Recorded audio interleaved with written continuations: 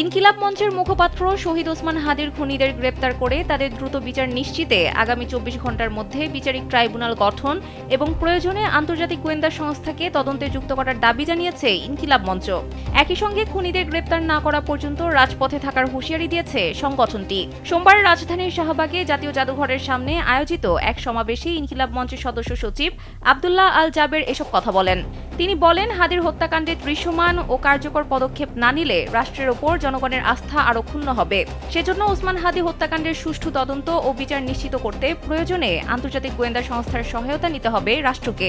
ইনকিলাব মঞ্চের সদস্য সচিব আরও বলেন, রাষ্ট্রকে জনগণের সামনে এসে জানাতে হবে ওসমান হাদি হত্যাকাণ্ডের বিচারে কি কি পদক্ষেপ নেওয়া হয়েছে।